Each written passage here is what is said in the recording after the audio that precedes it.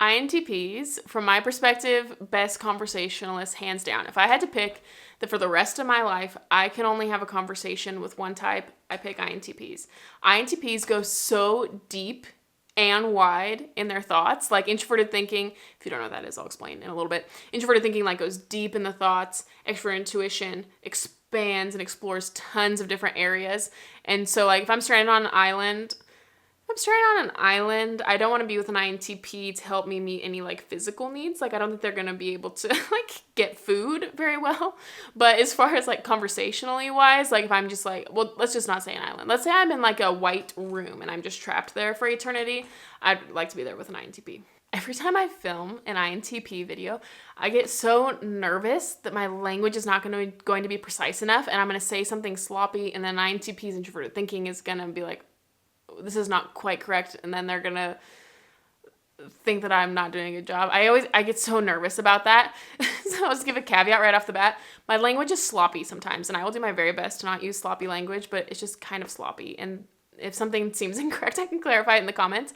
But what INTJs are good at is giving the vibe with NI, and then the growth strategies with TE. Like based on this whole system, what are the most important pieces that you can use for growth? So if you want like clear definitions, maybe go watch another INTP's channel because they can give you more precise definitions. But as far as like the usable information, how you can be a better version of yourself and go toward the future that you want, and INTJ is kind of the channel that you can watch. So if you just took like the 16 personalities test and you know like introvert versus extrovert, intuition versus sensing, there's a whole level way deeper than that. And actually that is a very like surface level. So I'm going to get into the deeper level in this video. In the early 1900s, Carl Jung coined what are called cognitive functions. And it's basically these 8 ways that your brain functions, the way you perceive things, the way you make decisions. And since then, Dario Nardi has done research where he hooked different personalities up to the EEG machine and did brain scans. And certain personalities tend to use different regions of the brain more often than other personalities will. And they kind of correspond to these cognitive functions. I mean, there are different brain regions that key in on different things, and it's so interesting. After Carl Jung coined the cognitive functions, Myers and Briggs came along, kind of gave them names. So they said, if you use this function and this function, we'll call you the ISFJ. If you use this function and this function, we'll call you the ENTP. And it wasn't really supposed to be like I versus E, N versus S. It was just supposed to be kind of like a code just to give names to which functions you use. So I'll describe how that works. So the middle 2 letters are kind of the meat of it, the N and the T. So everyone's second letter is their perceiving letter. It's like when you're just experiencing life, what information are you interested in? What information do you pay attention to and perceive to be important? And for INTPs, that's intuitive information. That's the possibilities, the what ifs. Everyone's third letter is considered their judging letter. And that's how you make judgments, not in a bad way, but it's how you make decisions. It's how you decide this decision is better than this decision based on this criteria. And everyone has kind of different criteria that they're using. And for INTPs, it's thinking. It's based on my inner thoughts, and they basically just use logic to decide if this or this is a better decision. So you might notice, so we got your second letter is perceiving, your third letter is judging, and that corresponds to your third letter, J versus P. Since you're a P, it means you extrovert your perceiving letter. It means that with those intuitions, you're oriented toward the external, the extroverted intuitions, the possibilities, the things out there, the options.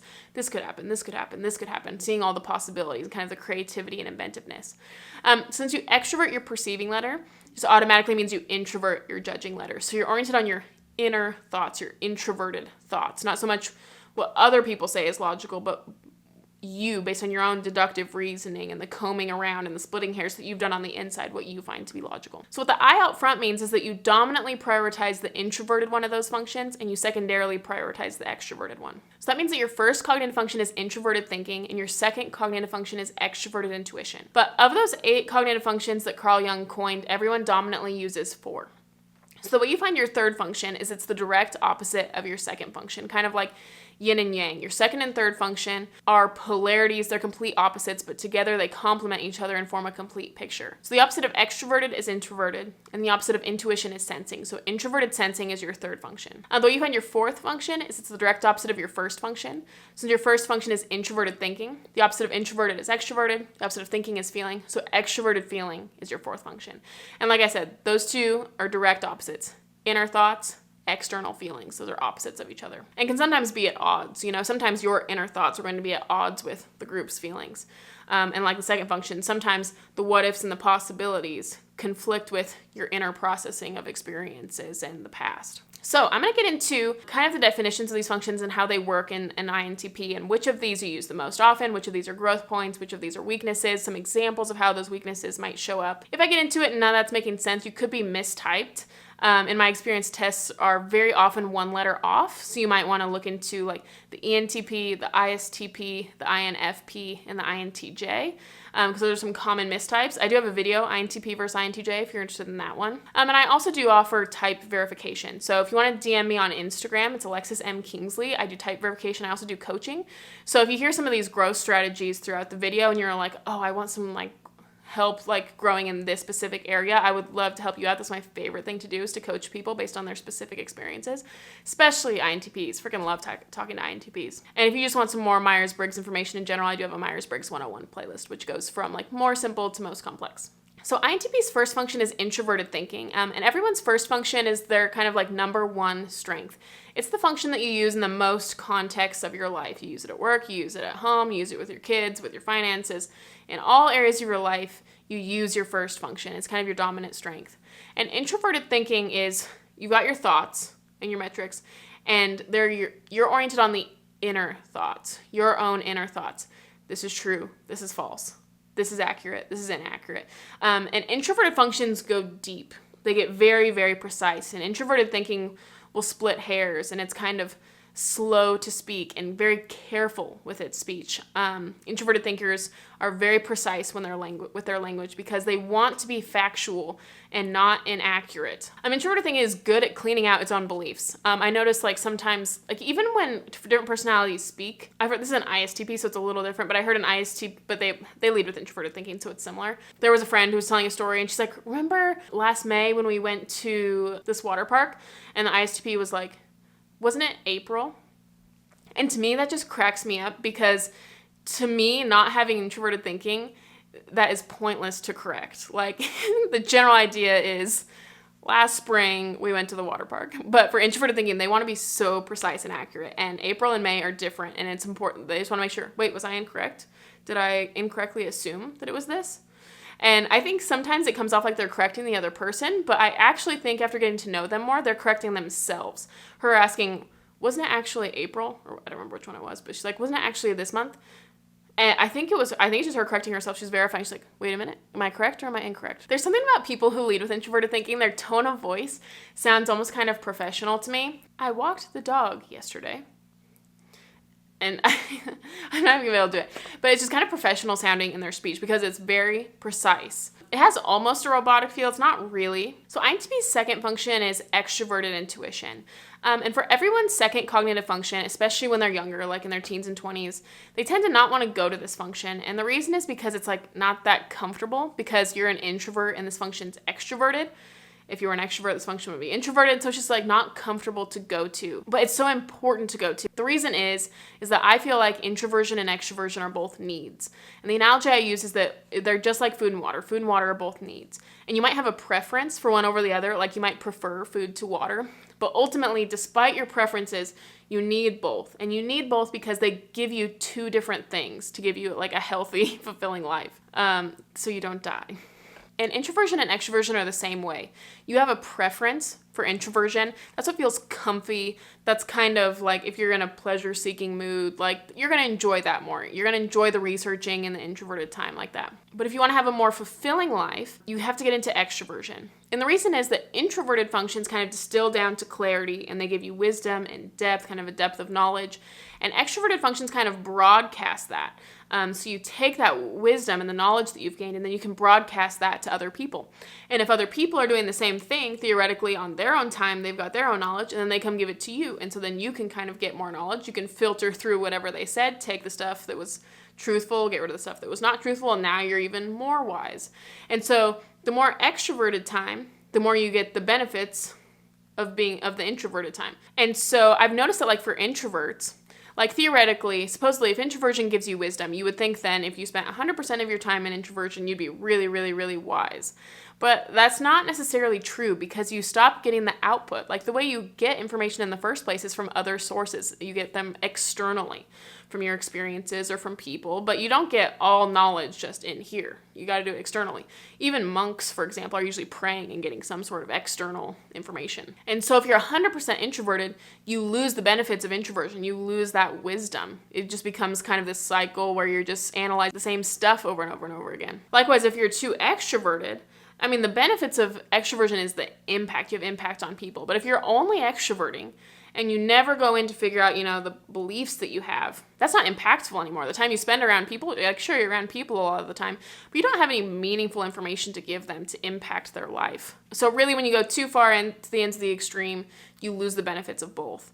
And you don't need to become an extrovert, but you got to move closer and closer toward the ambiversion side. You want input, output, and when you can figure out, the ratio that's good for you, that's stretching, it might not be comfortable, but the good ratio of introversion, extroversion that's appropriately stretching, that's when you have kind of the most fulfillment and enjoyment in your life. So INTP's second function is extroverted intuition, and intuition is kind of, when you're in an experience, it's kind of reading between the lines. It's what's not there. Sensing is keyed in on what is literally there and what's literally happening. Intuition is noticing the patterns and kind of what's not being said. Extrovert functions expand out. So it's this could be a possibility. This could be a possibility. Ooh, I wonder who lives in that house. I wonder about this. And it's kind of like a wondering thing. It's looking at all these different possibilities. It's looking at kind of the unknown things and making speculations about the unknown things. For people who lead with this function, it's very outgoing, very extroverted. It's kind of goofy, quirky, humorous. This is if I ever see INTPs, sometimes I see INTPs wearing Hawaiian shirts. I had a student who was an INTP, and I think extrovert intuition is what would lead an INTP to wear a Hawaiian shirt. Extrovert intuition loves to see possibilities and explore possibilities. So new things excite it, novelty, ideation, creativity, those things really excite extroverted intuition, loving new experiences. People who lead with this, I notice, travel a lot because they just love new things. They love the beginning phase of something. I think INTPs are like that too. Right when you're learning something new, you like it more than if you're losing the novelty. And I think this is what can make INTPs optimistic. I mean, extrovert intuition is excited about the future. It's excited about the possibilities. It's not dwelling on negative things in the past, but it's excited about the future and trying new things. It kind of expends a lot of energy. I'll try this thing and I'll try this thing and I'll try this thing. And it kind of gets you into motion. It gets you into movement. And what I noticed is that for people, their second function is kind of an underused strength. It's a huge potential to be a strength, but it's underused.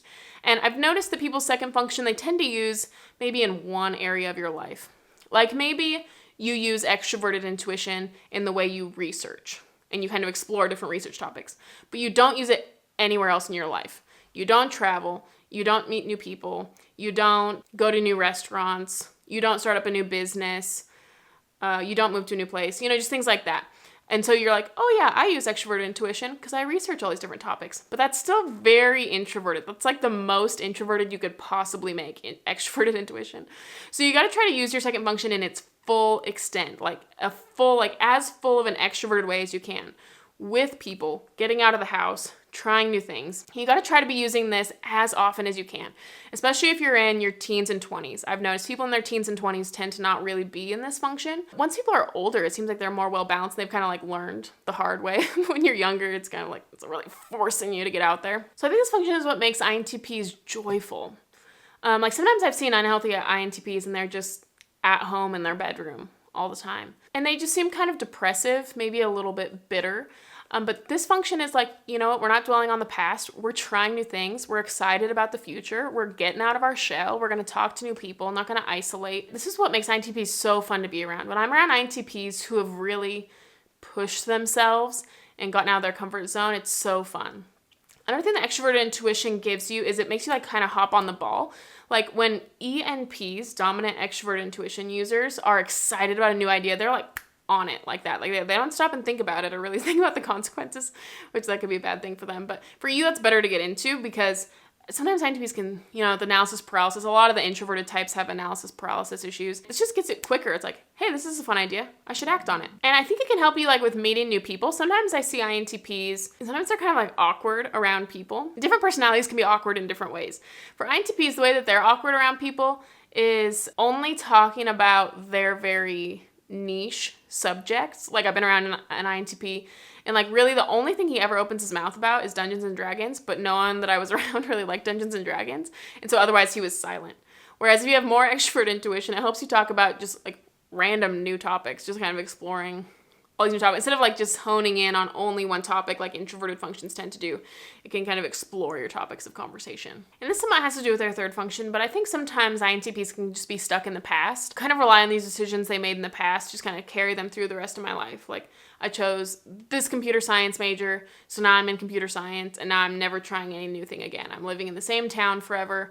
I'll tell you all sorts of stories about all the fun I used to have, but really nothing's going on in my current everyday life. And this gives you like a life. This gives you some things going on in your everyday life. So INTP's third cognitive function is introverted sensing. And so this is a direct opposite of your second function. It's that yin-yang polarity. So if extroverted intuition is taking in like the what if and the possibilities and the novelty, introverted sensing is taking in your experiences and processing them and organizing them internally. And it's kind of like memories. It's like a filing cabinet system of all your memories.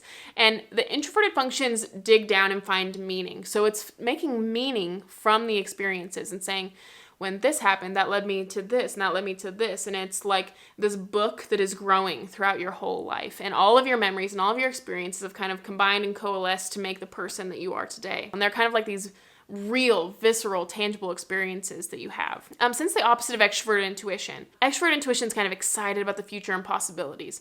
Introverted intuition is kind of about tradition and getting in the groove. It's not like trying new things. It's kind of like staying in your groove, staying kind of, for INTPs, it can be kind of just like staying in your comfort zone because it can be used kind of negatively. Extroverted intuition is like trying a bunch of new things. Introverted sensing is just kind of staying with what you've already done and what you like. One's more future oriented. This one's more past oriented. One is kind of creating and ideating and seeking novelty. One is valuing tradition and safety and precedence. So everyone's third function is kind of an overused weakness. It's overused because it's introverted, and like we said, like INTP's comfort zone is introversion. And so it's an overused weakness. And I've noticed that everyone tends to use their back two functions, especially when they're younger, in a negative way. Like there are ways to be optimistic with introverted sensing about the past, and then there are ways to use introverted sensing like negatively and think negatively of the past, or to be too over-reliant on it. And when you're too over-reliant on introverted sensing, it can make people stuck in the past. Like maybe the good old days. These were the good old days. This relationship was perfect, and now no relationship will ever be as good as this one. Or maybe being really bitter about the past. But for whatever reason, whatever way you're oriented, it can sometimes be just too stuck in the past and not experiencing anything in the present, not doing anything new with your life now. It's just very stuck in whatever used to be happening. I think this can make INTPs just kind of stuck in their comfort zone, staying in their house. Introverted thinking and introverted sensing can be kind of homebody function, so like staying at home a lot, living with their parents. I mean, introverted sensing is very, very optimistic toward the past and family and tradition and close to their parents. And I know a lot of INTPs that have lived at home for a long time and they like never got their own place. And they're like 32. This can make INTPs kind of skeptical about any future thing and only trusting past things, so a little too past oriented. I think sometimes in conversation with an INTP, they might not share very much about themselves. The types that tend to share a lot about themselves have introverted feeling, so they kind of share about their inner feelings. INTPs will kind of share about their thoughts, but sometimes it's kind of hard to get to know an INTP. As a whole, like as a trend, I would say introverts do more of the listening and extroverts do more of the talking. And so if you're not balanced on that, you never hear anything from INTPs unless it's in their niche topic. But if they get better and more into extroverted intuition and a little bit of extroverted feeling, which we'll talk about, they become really fun to have conversations with. I mean, that's why I started off this video by saying, like, if I was trapped on an island with a type and I could have a conversation only with one type, I'd pick a healthy INTP because they're great conversationalists. As long as they're in that extroverted intuition and it's broadening their interests and you can really explore lots of different topics. But introverted sensing just makes people, like for the INTP, just makes them kind of boring. So if you're not trying anything new, if you're not getting the ball rolling, if your career doesn't seem to be going anywhere, if your relationships don't seem to be going anywhere, you got to get into that extroverted intuition, get the ball rolling. Because introverted sensing can tend to just stagnate and stay in the past. Introverted sensing it can also just maybe self-medicate. It's into being comfortable. So I've known INTPs who have drug issues, alcohol issues, because they just kind of want to like numb out their bodies. Eating really bad. I know several INTPs that eat terrible. Like they'll just eat Cheetos for dinner. Just introverted sensing in a positive way makes people take care of their bodies. And so if you only use introverted sensing in a negative way, it can sometimes just lead you to comfort seek. But if you use it in a positive way, little spurts of it, if it's healthy, so if you can integrate some like healthy routines, introverted sensing can be about routines. So if you have healthy routines and not unhealthy routines, I think it's fine to integrate it in that way. Finally, INTP's last function is extroverted feeling. And since extroverted feeling and introverted thinking are opposites, it's kind of like this light switch. I think of them being like a light switch. The first and fourth function are like a light switch that you flip on or off. Second and third function, it's like a light switch you flip on or off. And since it's on, it's like a light switch with that first function. Since you love your first function, that's who you feel like you are. Especially when you're younger, you have a tendency to not ever go into that fourth function, really. Like I said, I notice younger people use their fourth function like 2% of the time. And it's important to bump that up from maybe like 2% to 10% of the time to integrate it, especially if you're younger. I see this kind of like a seesaw. Seesaw. So I see like, let's say you take your 2 extroverted functions, put them on this side of the seesaw. So you got extroverted intuition and extroverted feeling. Take your 2 introverted functions, put them on this side of the seesaw. You got introverted thinking and introverted sensing. Introverted thinking is a heavy function because you love it. That massively is weighing down the introverted side. And then if you're unhealthy, introverted sensing is really going to weigh down the introverted side. So it's like, it's tipped this way. So you want the extroverted functions, you want to balance it out. You want to tip more toward ambiversion. You don't have to be an extrovert, but you want to be more healthy. You don't want it to be completely imbalanced. So you use extroverted intuition to kind of help balance it out. But sometimes I feel like it's not enough to really tip the scale. So if you use like 10% extroverted feeling, it balances you out a little bit more. So it can just kind of aid in the process of being more ambiverted, but it's not a huge player. So extroverted feeling is all about the feelings externally, the group's feelings. And so for people that lead with extroverted feeling, it's a lot about being warm and taking people's plates and smiling and laughing and really making sure that there's just a good vibe. If you notice someone's been quiet for too long, really talking to them and really making sure they feel included in the group. For INTPs, it's more of in a defensive, turned off position. So they can just kind of use it kind of like negatively, feeling like, oh, I'm saying the wrong thing. Is this appropriate to do? I don't know if this is appropriate to do. So I've been in like debates with INTPs and they've apologized frequently throughout the debate because they're like, oh, did I hurt your feelings? Did I hurt your feelings? My feelings were not hurt, but they're just so conscious of this is appropriate, this is not appropriate. And I think that ITPs have been told that they're awkward. When they're younger, they are a little awkward. But extroverted feeling and extroverted intuition are not awkward functions. Being in that loop, your first and third function, that is really awkward. Like, if you want to see an awkward INTP, you get them in a loop, they're really awkward.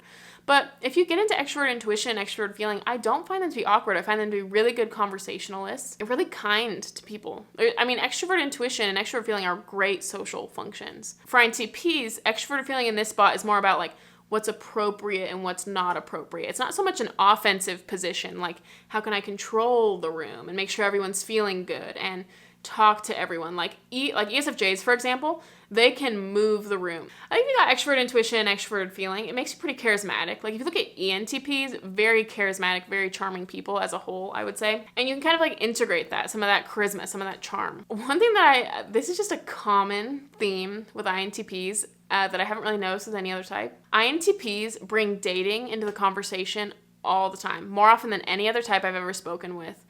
INTPs like to talk about dating. In personal conversations, it ends up being brought up. They'll bring up their ex-girlfriend but INTPs bring dating into the conversation all the time, which I think is an interesting trend. And I think it's just because they feel awkward with extroverted feeling. I have had INTPs. I've had INTPs like interrogate me on my thoughts on dating. So maybe I'll just like mention a couple of my thoughts here.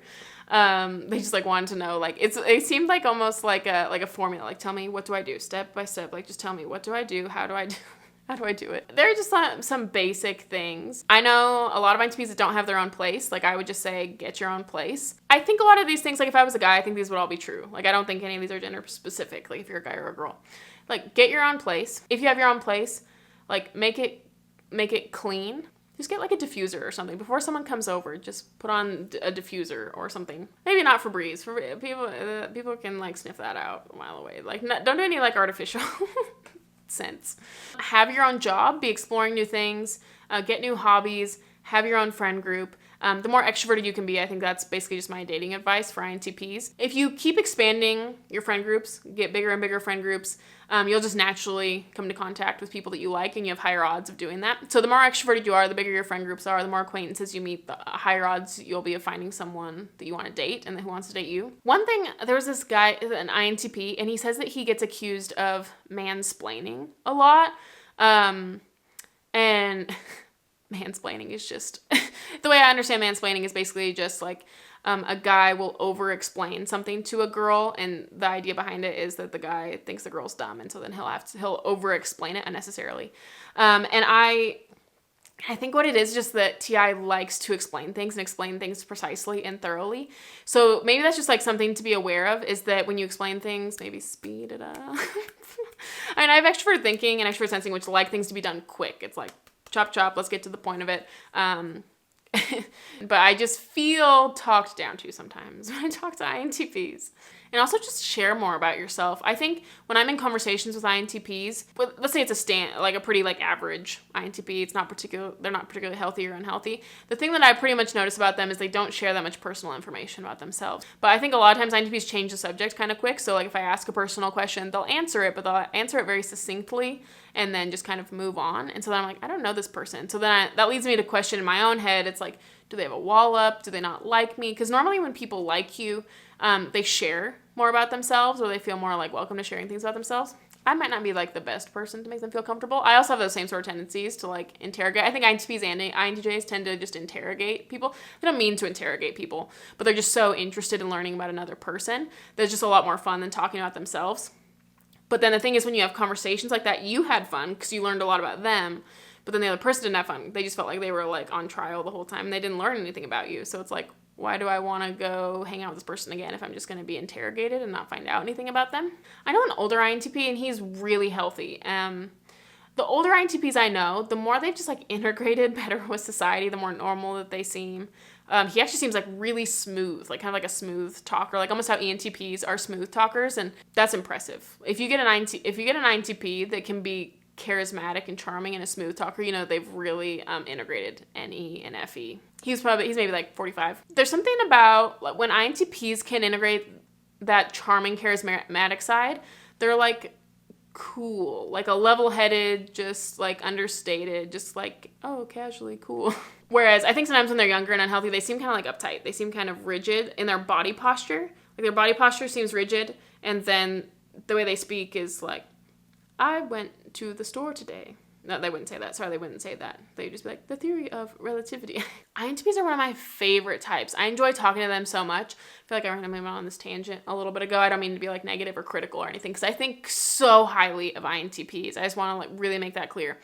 Like when I think of INTPs, one of my favorite types to hang out with. I love hanging out with INTPs. I love talking with them. And I think, the message is just like, show more of who you are. Get out there more, get out in the world, participate in life, live your life now. Don't just be in your cave researching about how other people have lived their lives. Really go out there and experience the world and share those fun experiences with us. I mean, introverted thinking and extroverted intuition, you couple those together, they are bound to have some really diverse, crazy experiences. Just experiences that other people are not willing to have because they're just so, middle of the road, staying in the very typical lane. But INTPs are willing to get outside of the box and what's typical and create, and they think differently. I think sometimes INTPs don't want to share their thoughts if they're too introverted because they're just like, oh, people might already be thinking this. But literally, INTPs think so differently from most people. Even maybe like an INTJ, which maybe you'd think that we think about similar things. When I have conversations with them, they say things that are just kind of like out of left field to me, and that never happens to me. I pretty much anticipate what people are going to say a lot of the time, but not with INTPs. I do not anticipate what they're going to say. And that's just a fun experience for me to get to not be anticipating what people are going to say all the time. Speak up more, like tell us what you're thinking, because it's so out of left field. It's just kind of fun. Like, I think NE was like thinks about random stuff all the time. Like they think about this and their brain's kind of like hopping around is how I would imagine it to be. And just tell us what that is. Like if you just think of something random, like in the middle of dinner, like just tell us what it is. Because I think that random stuff is so fun. Yeah, I think INTP's gift to the world is they're just bizarre, knowledge. Kind of like Einstein, you know what I mean? You push the envelope of knowledge, you take this bizarre path to get there, and then it moves humanity forward.